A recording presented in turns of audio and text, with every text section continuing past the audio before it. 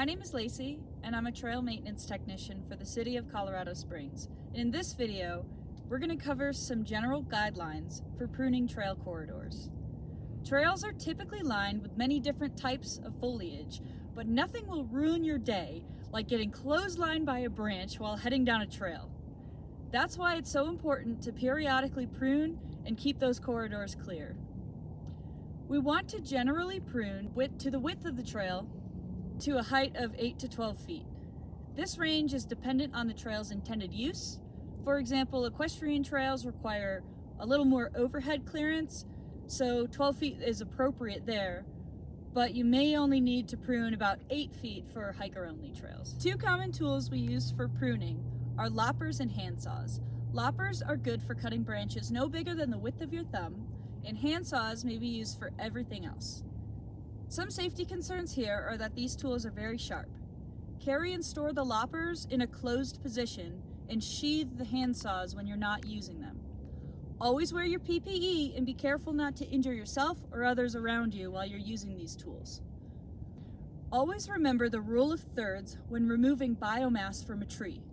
We don't want to remove more than 1/3 of a tree's material. Trees need a chance to heal after they're damaged, and maximizing the amount of material left over can increase the chances of that tree's continued survival. So take a look at these branches. A few of them are impeding the trail, and it doesn't look like removing them would violate the rule of thirds. So here's what you do not want to do.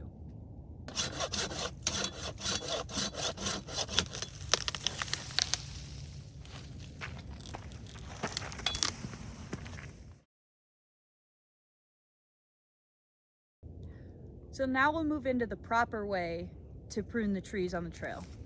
So there's a lot of biomass on this tree that's hanging out into the trail, but I don't necessarily want to cut all of these little things off. I want to remove everything. So I'm going to trace this branch all the way back to the next lateral branch, which if you keep following is right here.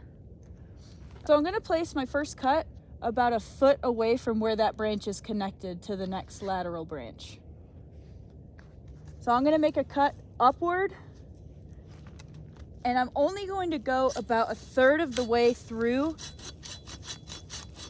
that branch.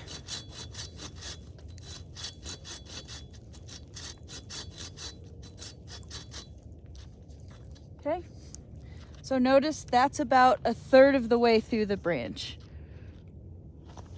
My second cut will be on the top side of the branch, and I'm going to move about 1 inch or 2 in front of that first cut.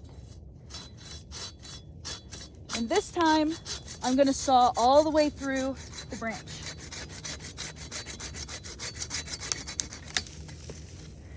Notice how we started to get some of that peeling back, but because of this first cut, it had a breaking point, so it's not going to tear that entire branch. Now I'm ready for my third cut. And the third cut will go all the way back to that connection again. And this thicker part of the branch right here, this is called the branch collar.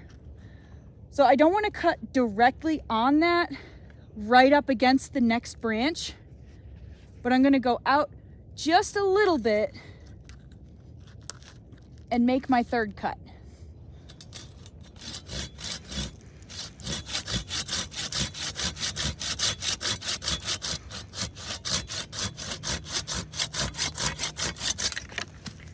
Because there wasn't as much weight behind that entire branch, it's not going to peel. Notice the wound is quite a bit smaller than the other method of cutting. This was the 3-cut method.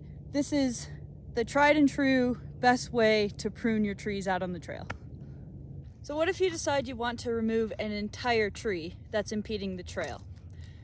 You don't want to leave a stump like this, because this can be a tripping hazard. So what you want to do is what's called low stumping, and you want to cut it as close to flush with the ground as you can, but you also don't want to dig your saw into the dirt.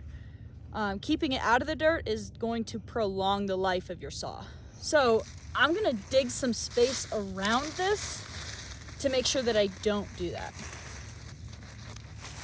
I'm going to expose as much of the stump as I can.